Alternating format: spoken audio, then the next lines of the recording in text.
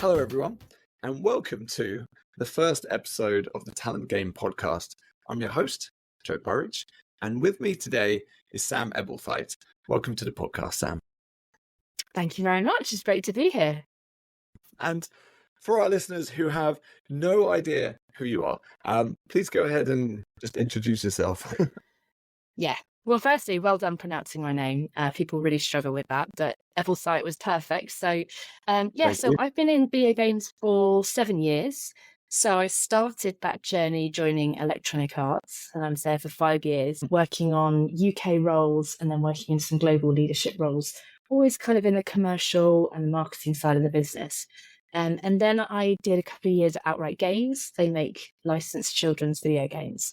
And then most recently, I started as Global Commercial Director for SuperFaction.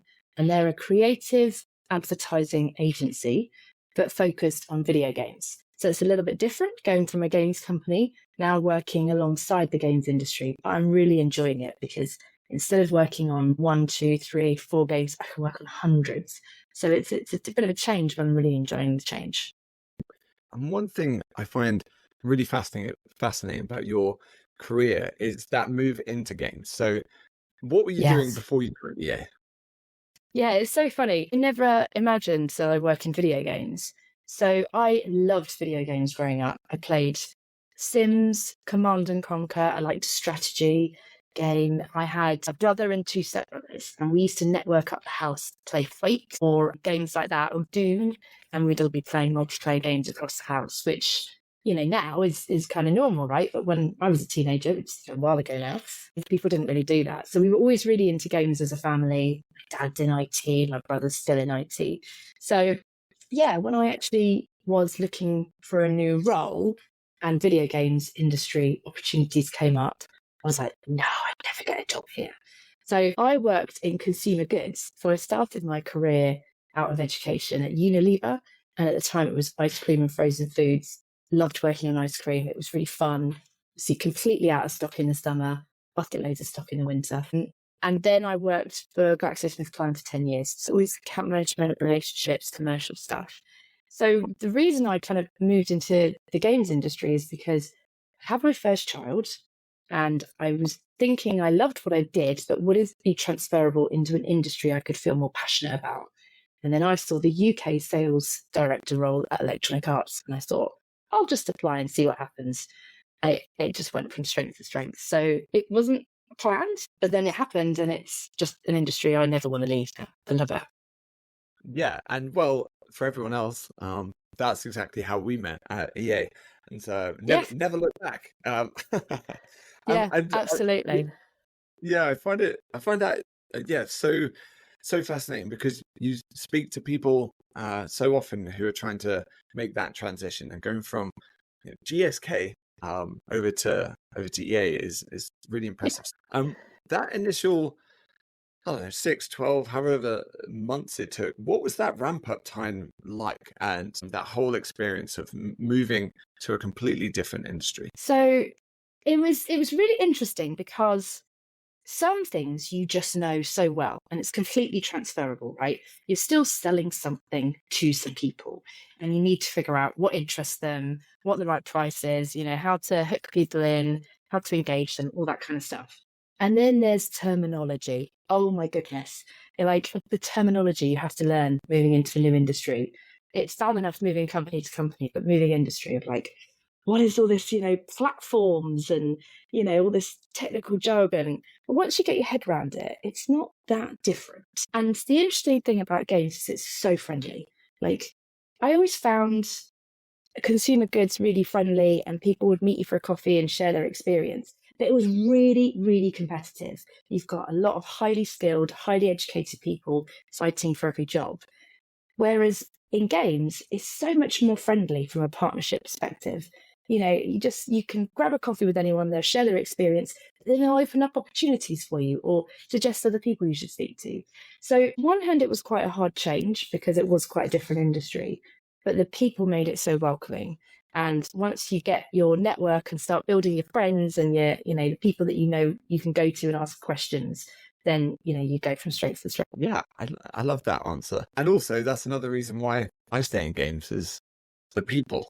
We're here today talking about talent, as in people, and Yeah. you've just loosely described there the differences between the two cultures between those industries. So I'd love your take on culture, especially being in leadership positions and trying to purposely craft one. So I guess the question is, what does culture mean to you, and what do you do to purposely craft the culture that you want? It's a really interesting question, this one, because culture can be it's so different in each company, and what people thrive in is very personal. But for me, I thrive in a culture and within teams that are, friendly, welcoming, don't mind you asking silly questions, I'm having a bit of a laugh. You bring your whole self to work. And I do this all the time. There's everyone that knows me knows about my children and my family set up. And, that is my whole self. I don't go, this is work Sam, this is, home Sam. I'm just Sam. And that is really important to me. That is an industry I thrive in. And video games for sure leans to that side of things more than my experience in other companies. But that said, sometimes you're lucky if you find that. And I certainly have experienced cultures that, they want to be like that, but then the pressure comes in because you've got commercial deadlines to meet and high targets to achieve. And that can really impact culture. So sometimes what people want versus what they end up creating isn't the same thing. But for me, it's the most important thing in the culture is how people show up to work and the behaviours they show to each other. You can have a lovely office with a pool table and fancy coffee and all that kind of stuff. But actually, you strip all that away, and all that really matters is the way people treat each other. By the way, that point of bringing your whole self, Sam, I've befriended both your sister and your brother, so I can definitely testament to that. This is true, and everybody always hears about Darcy and Hugh, my 8-year-old and my 3-year-old, and the games they're playing or the things we talk about. Everyone ends up hearing about, but yeah, it's the whole self is important, I think. Yeah, and you mentioned some good nuggets of learnings there. So you've been in AAA corporate world, and then with Outright, and then your most recent place has been at somewhere smaller. I'd love to know, like someone listening is going to really want to know, like how are you crafting this culture, creating high performance teams, taking the things that you've learned perhaps from those larger companies, bringing them into medium, small size companies. Yeah. What are some really purposeful, specific things that you've done? So I feel like I'm really going through this at the moment because I joined a new company 8 weeks ago. And I don't always understand everything that's going on. I'm really going through quite a sharp learning curve. I think some of the most important things is to be really open-minded and not to be afraid to say, I don't understand, can you tell me? Because it does two things, right? It teaches you what you need to know. It also reminds that person that they know their stuff, and that they're a very valuable asset to the company. So I think when people feel important and valued and listened to, then they can forgive that you don't know all the answers to questions. So I think that's really, really important from the get-go. If you're a leader, you need to listen to people. You need to give them the space to talk. You need to make sure that you're getting the best out of them and making them feel really valued. And you also need to tell them when you don't know what you're doing, and be prepared to be a little bit vulnerable.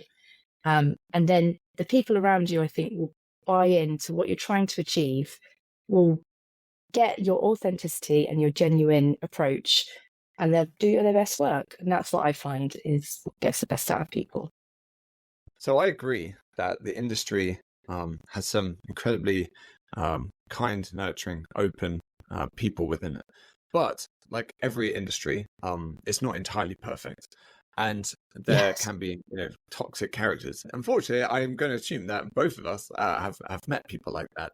And so what are your strategies for that? And that comes from both either it could be someone above you, could be a peer, could be even, unfortunately, someone that you're managing. Keeping it quite broad there. But the flip side, when you are being your true self, you're giving giving your all, like we talked about, and you come across these Yeah, characters. I think that when you work in a quite a corporate environment, you're actually quite sheltered from a lot of this behaviour because it's, very frowned upon. Obviously, there's important culture messages out there. When you go to smaller companies or just really embrace more people in the industry from more diverse backgrounds, you get some really interesting personalities and some really interesting conversations.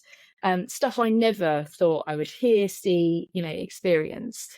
And I must admit, I haven't always handled it the best way and you don't handle these things the way you expect to, because sometimes you're shocked. Sometimes you're trying to work out what the best thing to do and you can't think quick enough on the spot. But my approach is just to try and give and receive feedback. Because one thing I have learned is that people do not necessarily know how they come across, myself included, right? Sometimes you say things or you do things with the best intention, and actually that's not what's received. But that's true on a soft level when but it's also true on a pretty tough level when someone's saying something completely unacceptable. So I think don't always feel like you have to act in the moment. Take what's happened, think about it, and then go and give or ask for feedback. And that's the best way. And if the person is open to changing, they're going to hear and they're going to listen. And if they're not, there's not much you can do for them. The best thing is not to have a relationship or to walk away or to try and have as little to do with that person as possible.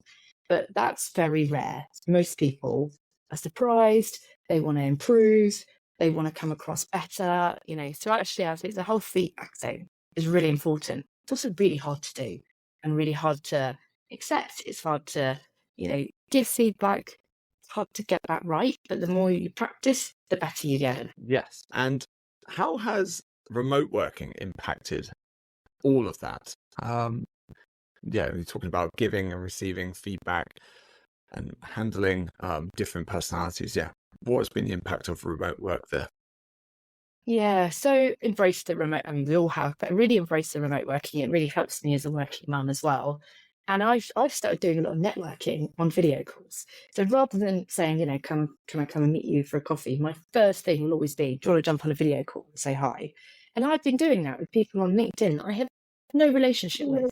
So it's really tough because you want to come across your best authentic self. You also want to learn about that person in the best possible way. But the truth is, the screen is a bit of a barrier. So I think you do have to allow for, that having a bit of an impact and accept that it might take a little bit longer to build relationships, but actually embrace it and go with it. So I miss the face-to-face, let's go for lunch, let's, share a coffee, face-to-face, seeing the whole body language. I try and show as much body language as I can on camera, using my hands, moving around a little bit, but it's not the same as in person. So I do miss the in-person stuff, and I do it as much as possible. But I also think sometimes you just have to be a little bit more forgiving, a little bit more patient, and just embrace the camera, because it's opened up our whole world.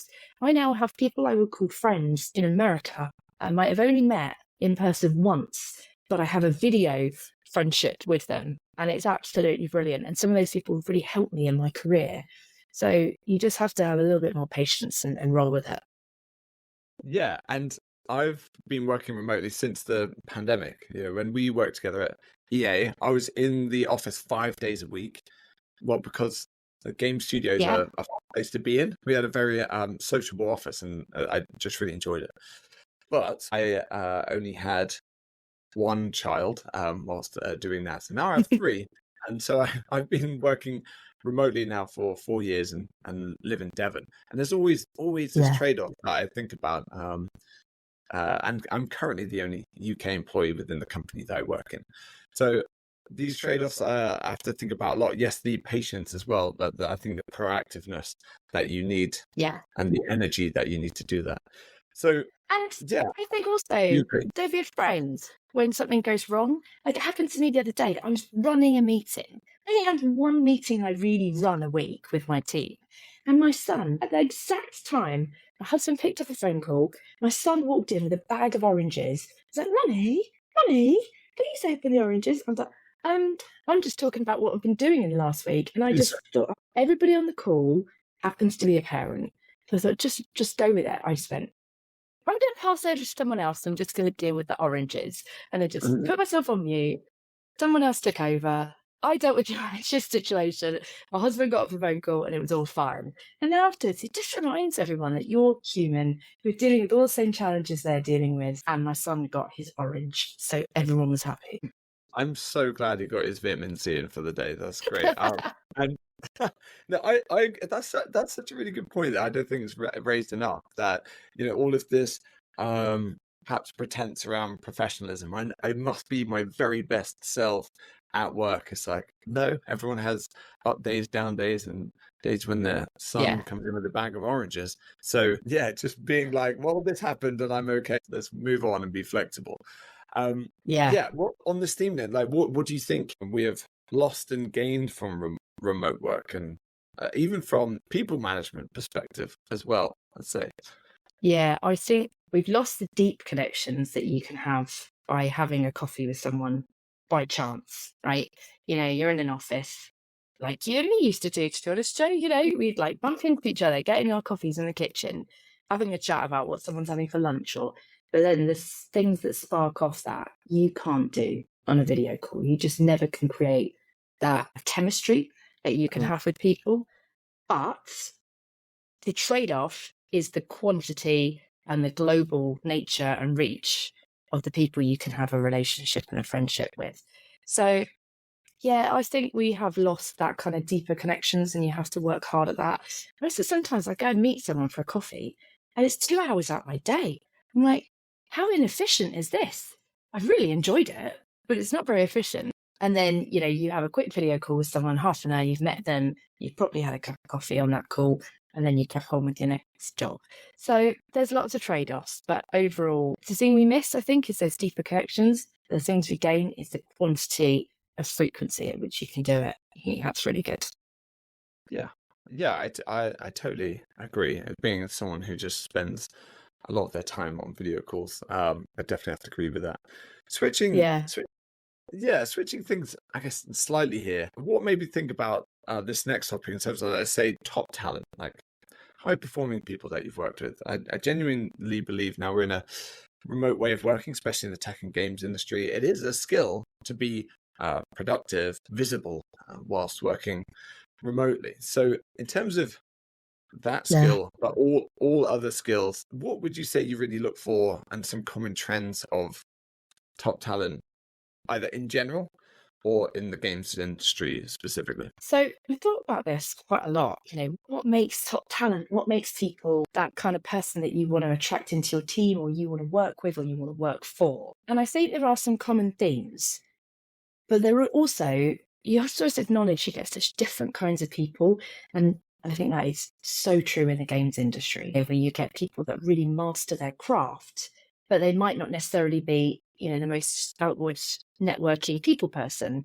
Equally, you get the networking people person that really don't know how to do anything with games and how to make a game. So I think the common themes I see, though, is they're real go-getters with great energy, whether that's outwardly sharing that energy, or if it's more, inwardly channeling it on something they want to be, really amazing out or passionate about. But there is an energy there that's important. Then there is a self-belief. And self-belief shouldn't be confused with confidence, because a confident person may appear confident, but it doesn't mean that someone that doesn't seem confident doesn't have self-belief. So you can have that self-belief, and that's driving you forward, but people wouldn't necessarily know that about you until they get to know you. And the other thing is they say yes. Like they're open-minded, they're taking opportunities in front of them, they're calculating the risks and they're going for it. And there's a few studios I've got to know recently where they couldn't be more different in terms of their approach, what they're trying to do, the games they're trying to make, but the people behind them are looking at opportunities in front of them and saying yes. And I would like to be that person, that's known for saying yes, making things happen, getting on with it, with incredible self-belief. That's what I think makes really top talent. Yeah, I love that, especially the last one, GSD, getting stuff done. You can sub that as something else. Diving in, saying yes. That's definitely one I'm going to be thinking about as well. Just being, I guess, open, saying yes to when it's to those risks. I guess when you're risk averse and you're afraid of taking risks, naturally you're saying no more often, or if you're stuck in your ways. Is that what you mean by saying yes there?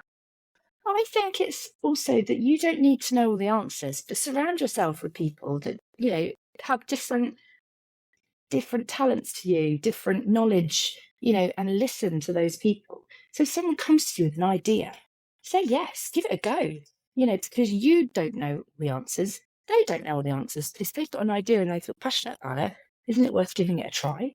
So I think it's not having all the answers, it's being open-minded to other people. The other thing is diverse backgrounds. I'm a really big believer in this.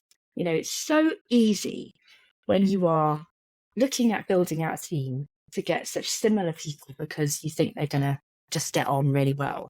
But the truth is, you're going to get all the same thoughts running through, all the same people with all the same outcomes. Actually, if you go for some people with diverse backgrounds, it might be different experience they've got, or, they've got a totally different talent to someone else in the team. I really believe in that, because then you can find plenty of things in common, but you're all going to bring different ideas to the party. I'm going back to your entry into the games industry. By the way, I totally agree. Just to acknowledge that. Yeah. Diverse, yes, diverse brains, and just is the only way to come up with the best solutions. And so coming back to your entry into games, and you were promoted quickly and multiple times at EA.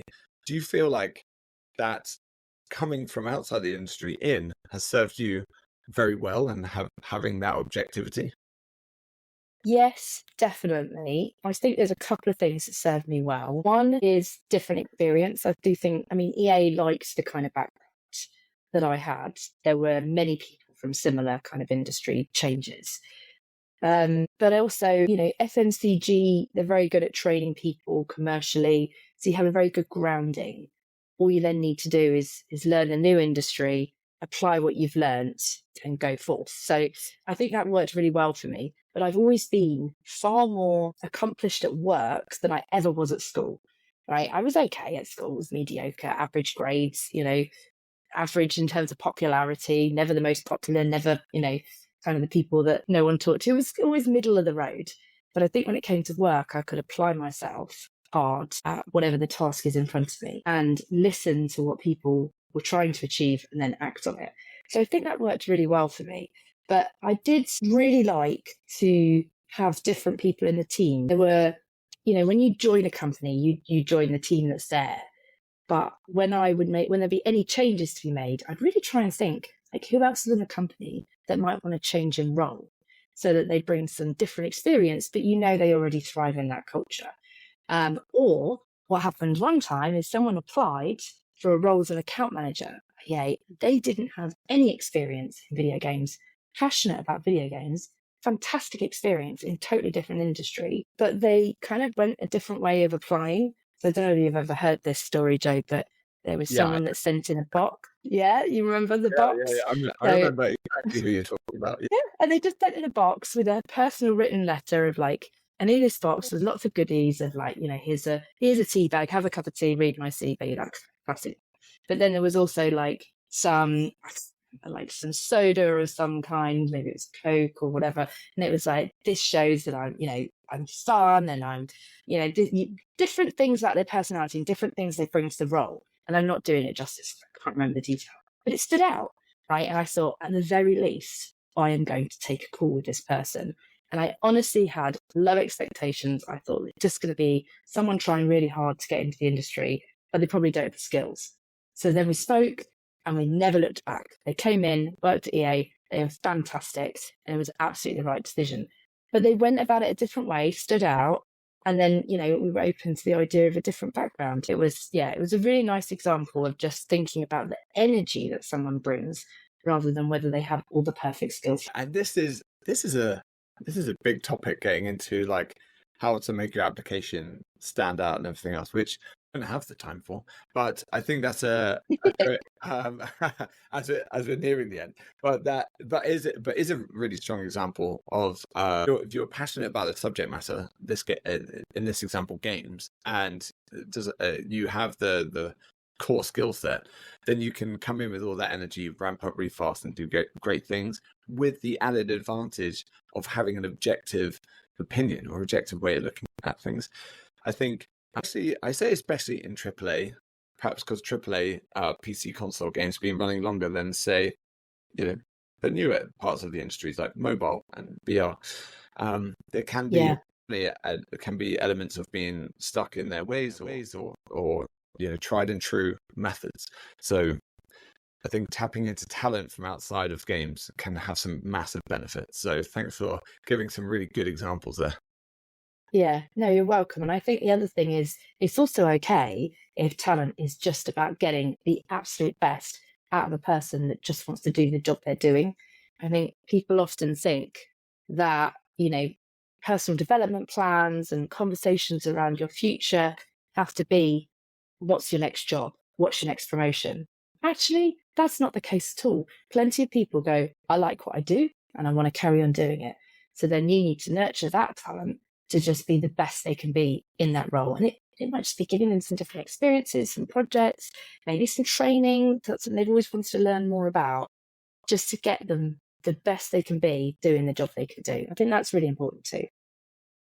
Yeah, I again completely agree, because the reality of running a business as well, and please call me out if you don't agree with this, but I think the reality of running a business is you need highly productive, happy people delivering consistently, over and over again. And it's great. Yeah. We always want the best for everyone, and we want to help everyone learn and progress. But you're right. Sometimes it is a case of you are great at this, and if you continue doing this, will add massive value, and opportunities will just come about. So just being there in the present for a moment. You're absolutely right. But I think the other thing that I have learned along the way is you have to set those people up for success. It is hard to change industry, come in and not have all the right experience. And I have made that happen for some people, and it's been a really positive experience. A few years ago, before I joined the video games industry, I brought someone in who was super passionate about working in the company I was at the time, but they actually really struggled because I ended up not being their manager. They ended up in a different team to working with me, and I hadn't thought about how to set them up for success. I thought about how I would do it, but not what was the right thing for that person. So I think when you are bringing someone in, you do have a bit of a duty of care to make sure that you're bringing them into an environment that they're going to thrive and do their best work. And I kind of learned that the hard way. Unfortunately, it had a happy ending and they had a very successful career, but it was a bit of a hard learning curve for them. Whereas when I know that I can bring someone into my team, I can think more carefully about how to set them up for success. I think that's really important to get the best out of people. Great. Thanks, Sam. Hey, we're coming to the end of the podcast episode here. So my go-to question at the end for everyone is, what's your favorite interview question? I don't think I have a favorite interview question. Maybe it's introduce yourself, because I definitely know the answer to that one. I could always do that.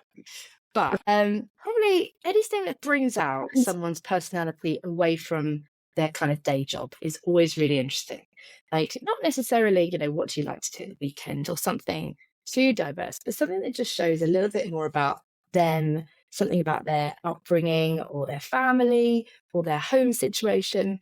You also see people get more animated when they talk about their personal life. And I love doing that, because I'm a very devoted mother as well as working full time. And, that is my happy time, spending time with my family. I just absolutely adore my children. They're really, really cute, even when they're difficult. But I think when you can ask questions and kind of get people at ease, get them relaxing, get them talking about something they're passionate about, and then you go in and you get the best out of people. So that's my favorite topic, maybe. Yeah, and I totally agree. This is why I'm a big advocate for having the hobbies, interests, and achievements section at the bottom of your CV, because what that does is actually gives your interviewer some icebreaker content. We've been talking a lot about our shared experiences at EA. This is a genuine question that I was asked when I interviewed at EA, and it was, how quickly do you think you could eat 20 chicken wings? And the reason why I was asked that question is because I put in my hobbies, interests, and achievements section all of the eating competitions that I had done. So it sounds like a random one, but it immediately put me in a good mood. And I was like, right, you've read my CV all the way to the end. Awesome work. So what was the answer? What was the answer to my question? I was in an interview and it was like a dream job to get into the games industry. So I was like, yes, of course, under 10 minutes. Like, you know, obviously. Um, Love it.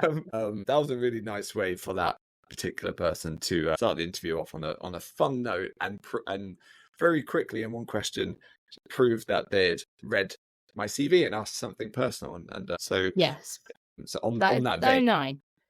That is lovely because, you know, there was a phase, and it doesn't happen so much these days, but, you know, there was a moment where you go to interviews and they go, well, if you were a biscuit, what would you be? Or what superhero are you? Or what's your superpower? You're like, oh my goodness, I've got to come up with something really witty. But I love that. They just asked you about your superpower, but by showing that they've read your CV. It's a really nice touch. yeah, yeah, and that particular individual, I remind them of that question every time we meet up. So, which is quite cool. Sam, thank you so much. As always, I know that we could talk all day, but I really loved a lot of your takes here. We talked about culture, you getting into the games industry, traits of top talent, and a whole bunch of other stuff. So I think it was a really valuable conversation. And we have reached the end, though. So massive thank you, and looking forward to catching up in person again soon. Yeah, thanks very much, Joe. I've really enjoyed doing it.